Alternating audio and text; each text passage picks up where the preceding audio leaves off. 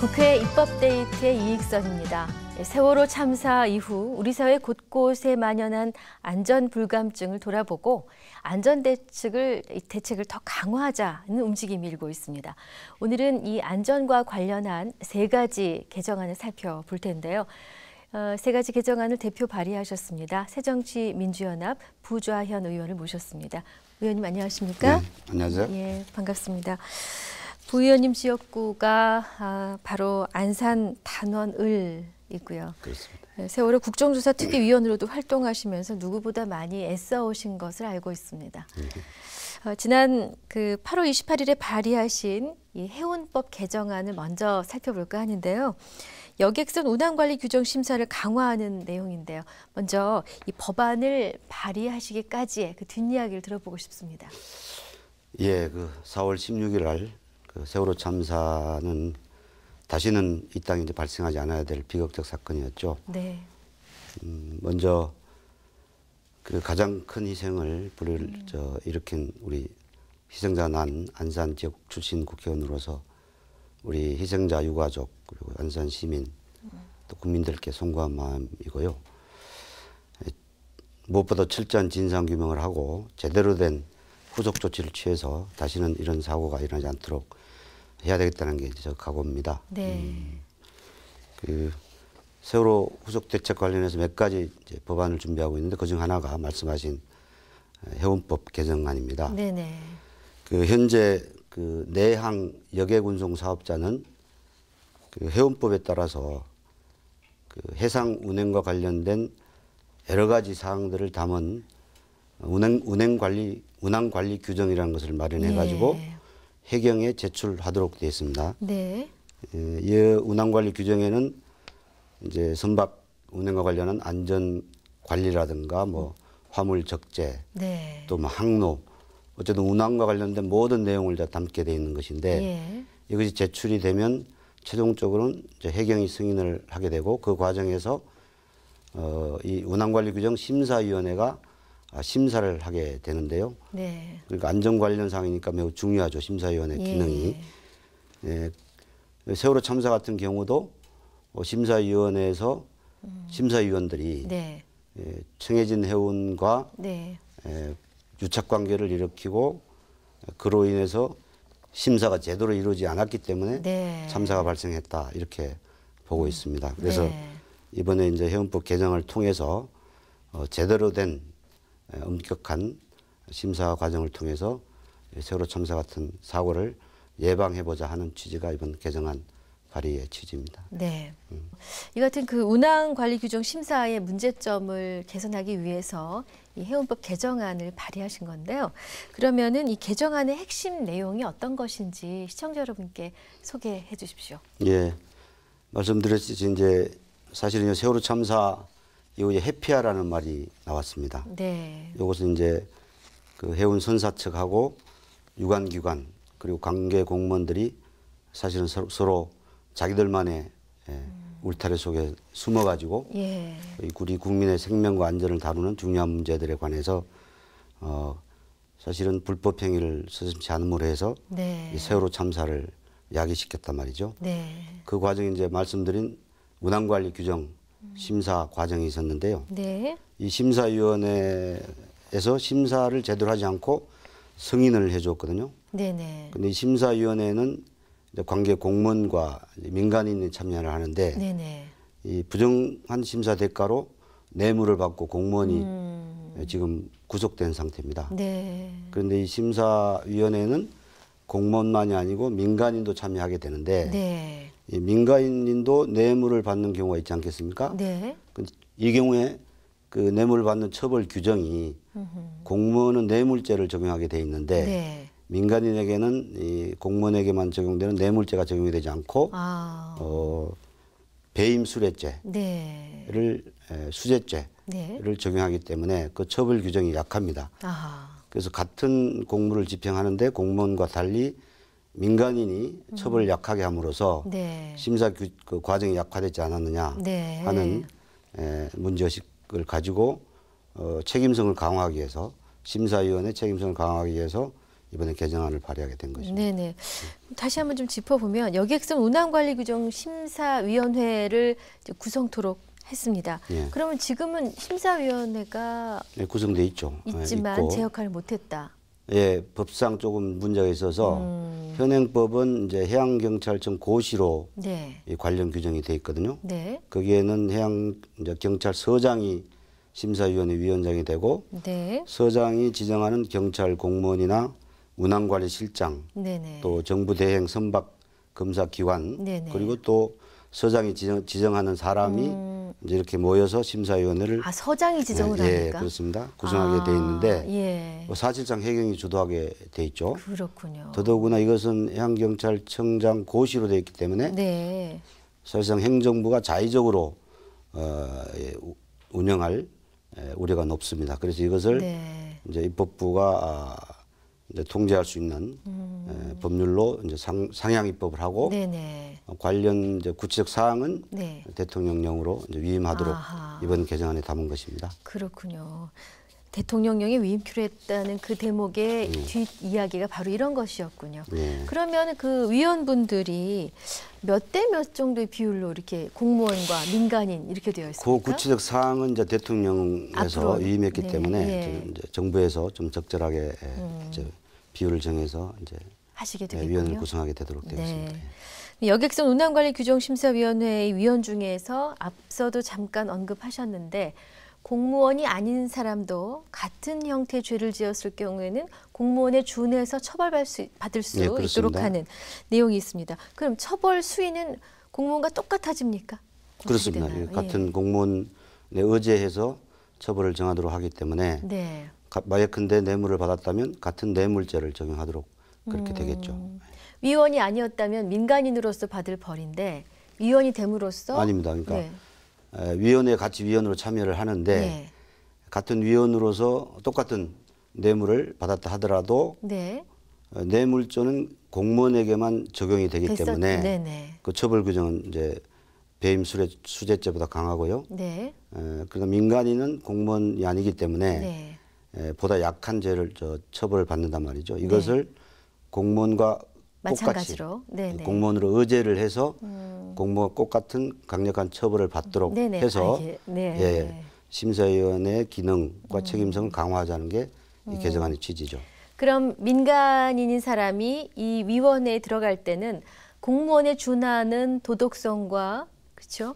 거기에 예. 맞는 그 다짐을 이미 갖고 시작을 해야 하겠군요. 그렇습니다. 훨씬 이 더 무거운 책임감으로. 그렇습니다. 일단 이게 사실상 공무원이 하는 네.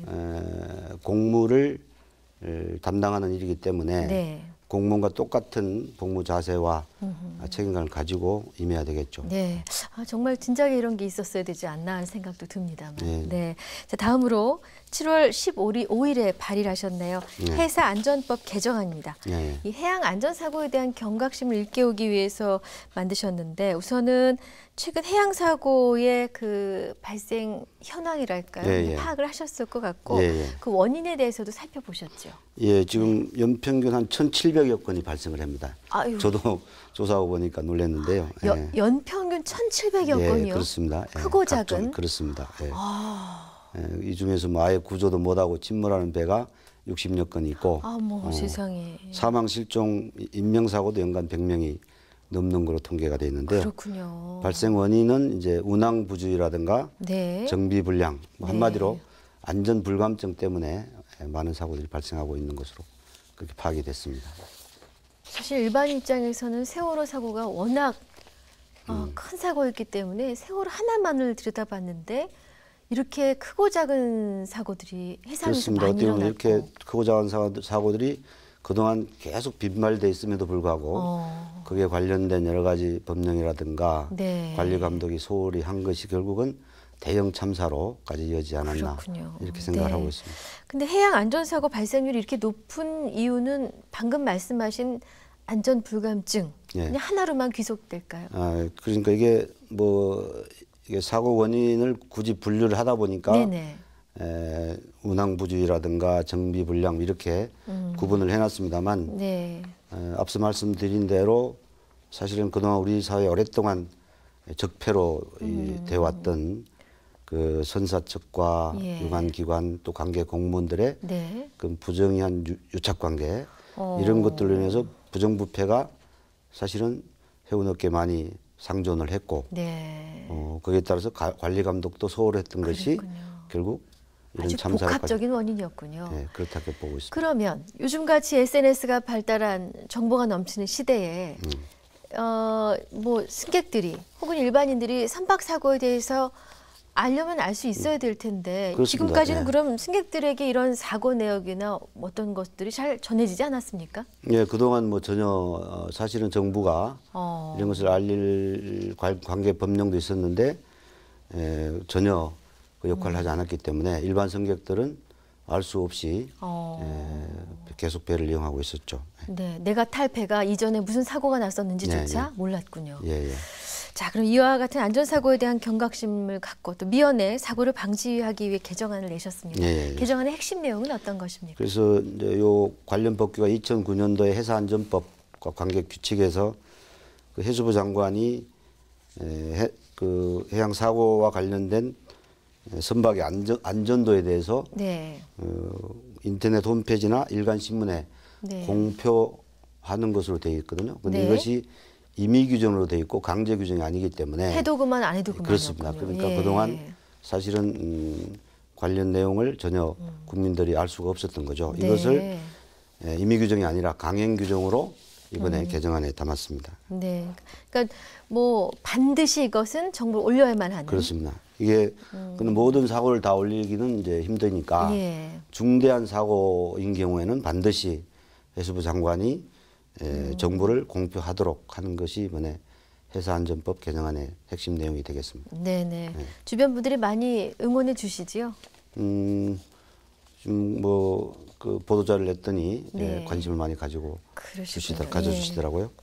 네, 그 중대한 선박 사고가 난 것을 공표하도록 했습니다만, 그럼 이 전에는 중대한 선박 사고가 났음에도 불구하고 그냥 버젓이 운항하는 예, 경우가 예, 예. 있었다는 얘기일 텐데 예, 예. 대략 몇 % 정도나 다시 운항하고 있을까요? 그게 그동안 정부가 이 부분에서 제대로 관리를 안 했기 때문에 네. 정확한 통계도 통계는 알 나와 수가 있지 없습니다만 않나요? 그 세월호 쌍둥이 배라고 알려져 있는 오하마나호가 있습니다. 네. 이 배도 뭐 기관 고장과 또 인명 사고가 있었는데요. 그 세월호 참사 당시까지도 계속 이제 운항을 하고 있었죠. 당연히 관련 사고 내용을 공표한 바 없이. 네네. 그래서 이 해사안전법 개정안이 조속히 통과가 돼서 네네. 중요 사고에 대해서는 공표를 함으로 해서 그 자체가 선박 회사들로 하여금 경각심을 불러일으키고 네네. 또 승객 입장에서도 관련 정보를 좀 알고 네. 이용할 수 있도록 하는 것이 필요하다 이렇게 판단을 했습니다. 이참에 하나만 좀 짚고 넘어갔으면 좋겠습니다. 사실 한 사람의 인명이라도 피해가 간다면 중대한 선박 사고이겠지만 네. 편의상 네. 중대한 선박 사고의 범주 안에 드는 사고란 어떤 것을 의미할까요? 일단은 뭐 인명 사고를 일으켰다면 네. 당연히 중대한 사고로 봐야 되겠죠. 네. 그러나 또 인명 사고까지는 이어지지 않았다 하더라도 네. 근데 뭐 침몰했다거나 아하. 또 뭐 좌초했다든가 예. 전복했다든가 예. 이런 사고는 중대한 사고로 볼 수 있지 않겠습니까? 선박의 규모와 관계없이. 그렇죠. 아, 그렇군요. 네. 뭐 주로 이제 우리 저 일반 여객선이 네. 주요 이제 또 관심 정보가 될 수 있겠죠. 네네. 자, 이제 하나 더 살펴봐야 됩니다. 7월 22일에 발의하셨습니다. 예, 예. 체육시설 설치 이용법 개정안. 역시 주변에 흔히 볼 수 있는 ATV 체험장에 관한 안전에 관한 네, 내용인데요. 잘 모르시는 분들에서 ATV가 뭔지 좀 설명을 해주십시오. 그냥 보면은 무슨 텔레비전 채널인가 싶으실 수도 있거든요. 관광지에서 많이 보셨을 텐데요. 예, 예. 바퀴가 이제 4개 달린 오토바이입니다. 이게 아하. 법적으로는 사륜 오토바이라고 네네. 하고 있는데 국민들께서 이제 관광지에서 레저용으로 많이 네네. 이제 이용을 하고 계시죠. 지나가다 본 적은 예, 있습니다. 그렇습니까? 네. 아, 그런 것을 ATV라고 한다. 예, 예. 그러면 얼마나 안전사고가 많이 났길래 이곳을 따로 이렇게 지정을 해서 안전에 대한 강조를 하셨는지 그 현황을 알아보셨죠? 예, 사고 그런데 발생? 지금 이 국내에서는 이 업이 자유업으로 분류되어 있어가지고요. 전혀 관리가 안 되고 있었습니다. 예, 예. 그런데 미국에서는 이 예. ATV 사고로 한 해에 700명이 사망한다는 통계가 잡혀 있거든요. 잠시만, 700명이 예, 예. 한 해 동안 사망을 합니까? 예, 예, 예. 굉장히 미국에서 위험한 그렇게 파악이 거군요. 되고 있고요. 네네. 사실 언론을 통해서 이 관련 안전사고가 많이 보도도 네. 되고 있습니다. 네. 그 올해 초에도 포항의 한 해수욕장에서 네네. 전복 사고로 사망을 했고 네. 경주 보문단지, 제주도 우도 네. 이런 관광지에서 국민들께 자주 이용을 하고 계시거든요. 네네. 아니 바퀴도 4개 달렸고 경계도 확실해놨는데 뭐 그렇게 위험할까요? 어떤 데 그러니까 원인이 자유업으로 있습니까? 두고 하고 또 영세하신 예. 이제 사업자들이 하다 보니까 예. 뭐 전조등이라든지 또 방향지 등 브레이크 등 이런 우선 그 동화 장치는 물론이고 핸들 또는 타이어 뭐 이런 것들이 제대로 관리가 안 되고 있기 때문에 사고가 나고요. 또 그 설치된 곳이 무슨 낭떠러지나 또 나무 옆이나 뭐 이런 또 돌풀이 경사로? 있는데 경사도 네. 있는데 뭐 이런 데에 돼 있다 보니까 관리가 잘 안 되면 소홀히 되면 사고가 날 위험성이 항상 있는 것이죠. 또 그 탑승 전에 굉장히 철저한 안전 교육을 반드시 해야 될 텐데 그런 것도 필요할 수 듣자 있겠습니다. 하니까 이게 뒤집어진 채로 깔려서 다치는 사고가 많더군요. 예, 예, 예. 자, 이제 개인적으로 이 ATV 안전 문제에 더 관심을 갖게 되신 계기가 있으셨습니까? 특별히 뭐 제가 사실은 타보지도 않았는데요. 네네. 세월호 참사 이후에 여러 가지 이제 우리 사회에 안전 관련된 내용들을 쭉 살펴보다 보니까 네. 이 사륜 오토바이 사고가 그 보도되는 이제 보도 자료를 보면서 네. 아 이것은 관리를 해서 네. 이 문제 안전도 점검을 해야 될 필요 있겠다 싶어서 이번에 개정을 마련하게 됐습니다. 그러셨군요. 자, 체육시설 설치 이용법 개정안의 핵심 내용을 설명해 예. 주시죠. 예. 그 체육시설 이용법에 뭐 요트장, 조정장, 카누장, 스케이트장, 승마장 이런 뜻은 전부 다 이제 체육시설로 돼가지고 해당 지자체에 신고하도록 되어 있는데요. 네네. 요 ATV가 빠져 있거든요. 네네. 그러니까 이것을 체육시설로 네. 포함을 시켜서 이번에 개정안을 내게 된 것입니다. 네. ATV가 체육시설업에 포함될 경우에 네. 앞으로 어떤 의무가 부과됩니까? 안전과 관련된 시설들을 우선 설치해야 되고요.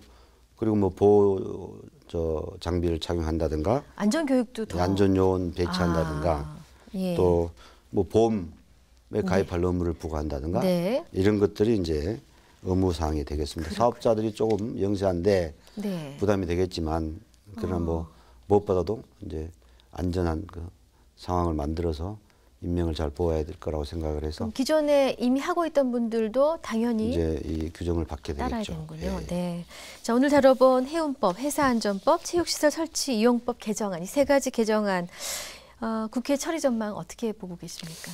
예, 지금 아직 국회가 좀 정상화되지 않아서 그런데요. 네. 하루빨리 좀 정상화되고요. 사실은 4월 16일 우리 세월호 참사 이후에 대한민국이 정말 근본적으로 달라져야 된다. 네. 또 안전사회를 만들어야 된다. 이런 국민적 공감대가 분명히 확인이 됐고요. 그런 이제 흐름과 맥락 속에서 뭐 여야 의원들은 당연히 이런 국민 안전과 직결된 문제는 관심을 가지고 법안 처리에 협조해 주리라고 믿고요. 네. 저도 그 법안 처리에 함께 노력을 하도록 그렇게 하겠습니다. 네.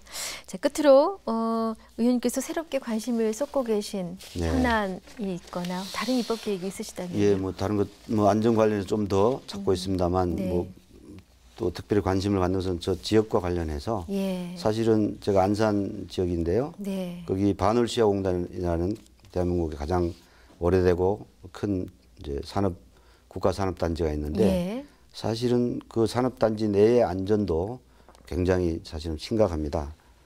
최근에 정부가 산업단지 안전 진단을 실시했는데요. 진단 결과가 아주 심각한 것으로 네. 나타났거든요. 그래서 이 노후 산단 관리가 특히 시급하고요. 그래서 제가 이달 26일에 관련된 토론회를 좀 해서 의견도 모으고 또 그 실태도 파악을 해서 네. 또 법률 개정으로 좀 연결해서 해볼까 생각하고요. 그 외에 이것도 뭐 건강과 관련된 겁니다만 발전소 주변 지역의 지역 지원에 관한 법이 있습니다. 발주법이라고요. 네. 예.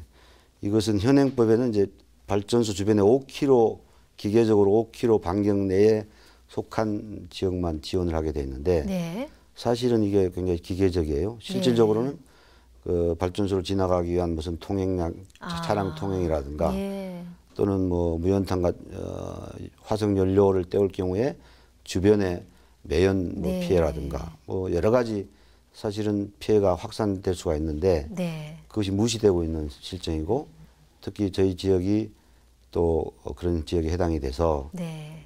이 발주법을 좀 합리적으로 실제 피해에 속한 주민들이 그 피해에 대해서 나름대로 보상이라 할까요? 네. 피해를 구제받을 수 있는 그런 내용으로 법률안을 좀 개정해 보려고 지금 관심을 가지고 추진하고 있습니다. 네. 앞으로도 또 활발한 입법 활동 하시기를 기대하고 있겠습니다. 네. 의원님 나와주셔서 고맙습니다. 네, 감사합니다. 네. 입법데이트 오늘은 새정치민주연합 부좌현 의원과 함께 3가지 개정안에 대해서 살펴본 시간이었습니다. 시청해주신 여러분 고맙습니다.